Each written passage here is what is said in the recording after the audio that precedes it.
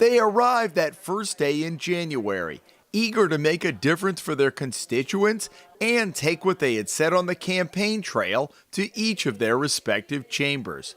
We sat down in December with 4 of Rhode Island's 16 new lawmakers, representing a cross-section of the freshman class. They include Representatives Julie Casimiro of North Kingstown and Jason Knight of Barrington, both Democrats, Republican Robert Quattrochi of Scituate, and Senator Janine Calkin of Warwick, also a Democrat.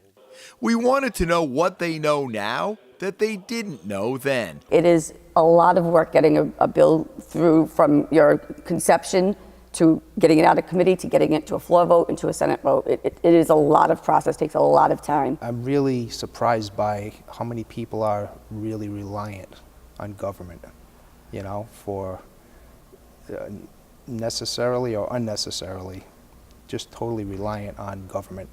And government is not just some crazy entity that, you know, government is us. We're the people. We are the government. So they are relying on us, you know, to take care of them. What surprised you the most? I would say really how much work is really involved if you want to do a good job. I spent many nights reading bills, preparing for committees, and so not that I didn't think that there was a lot of work involved. It's just, sometimes you want to go and you want to watch the hearings from like the other chamber or things like that, just to get a good understanding. So to do all that really does take a lot of time. It's like when you're swimming and you go into the pool and you go underwater and you open up your eyes, you can sort of see everything, but all the lines are blurry and you can't really see too much detail. That's what it's like to be a voter looking in. When you get inside, it's like putting on a pair of goggles. And all of a sudden you'd be like, oh, now I see what's going on under the water. The new lawmakers quickly found out what their veteran colleagues have known for years. The early part of the session can be frustratingly slow, with a rush of bills at the end. I think in January, February, March timeframe, we might have had 3 or 4 bills to vote on the floor. We'd hear a lot in committee, but only 3 or 4 would make it out to the floor. And then all of a sudden, at the end of the session, we're getting bills all over the place. I got to say, I'm not a big fan. I think it's a very burdensome and sluggish system, you know, and the way everything gets jammed in at the very last minute. Knight, who was a lawyer, had to change his approach to hearing bills in the Judiciary Committee. I was treating committee like court. Witnesses would come up and testify, and if I didn't agree with them, I would challenge them. And I quickly learned that committee is not court. So, rule number 1. And they're there to give their side. They're if there you need a clarification. Exactly. But it's not a cross-examination. Exactly. So they're there to give testimony for the committee to take in, to listen to, and we'll talk about it later. But you start to think of yourself as a jury. He was also not hesitant to speak on the House floor. Senior reps would say, "What are you doing?" If you press your button to talk, and I'd be like, "I'm going to talk." So it's. People mostly it's just people are watching out for you. Everything you do on the floor is on TV, it's live, and nobody wants to see you get embarrassed by standing up and maybe saying something that maybe you don't want to say. For Quattrochi, who had testified many times before the House Finance Committee before becoming elected, being on the committee gave him a different perspective. I got to say, it was surreal sitting up there and looking down and saying, wow, you know what?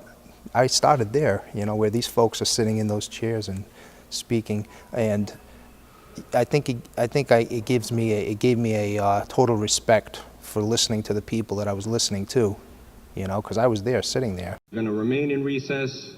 Clerk, the desk is ordered closed.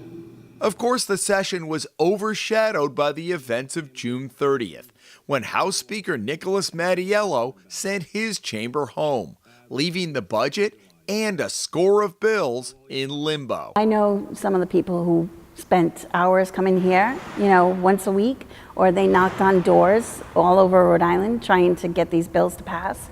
And, it's really tough to think that effort could be wasted. I thought, wait a minute, this is not how it's supposed to go.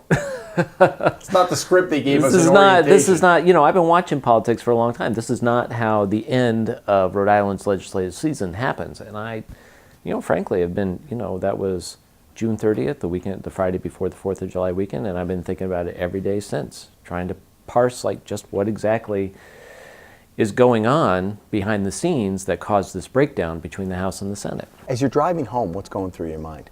I was wondering what my 2 bills that are in limbo. I keep in my own scorecard. I want to make sure I'm doing a good job in delivering for my constituents. So I was like, what about my 2 bills? I really wanted to end this year on a high note. As it turns out, Casimiro and 46 other House members received an email from Senate President Dominic Ruggiero on July 13th that saying their bills, 2 in Casimiro's case, which had passed the House and then the Senate, were in fact being sent to the governor. So barring an unlikely veto, they will become law. But the fate of other legislation and a $9.2 billion budget remains uncertain for now. What keeps going through my head as the days go by is kind of the doctor's rule, right? Do no harm. And the longer this goes on, there's going to be some harm.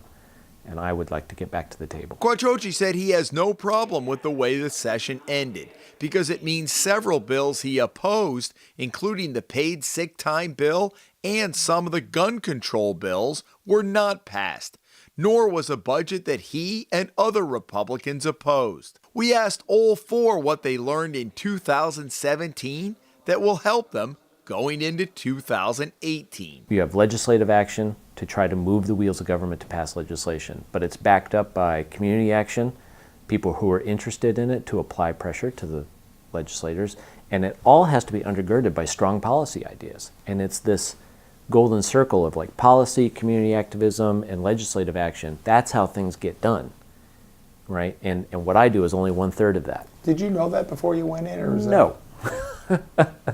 But I've seen it in action. What will you know going into next January that you didn't know this year? I'm filing legislation early. I'll be doing that in the fall. And I will be a pain to leadership to get my bills heard early. We have a great staff here in the Senate. So, there's so much knowledge and the people who are willing to help you. And obviously, starting earlier to hook up with some of those people, use those resources, I think will be beneficial. I would love to see more Republicans in 18 is the year. At the State House, Jim Hummel for the Hummel Report. 58 is involved, not 58.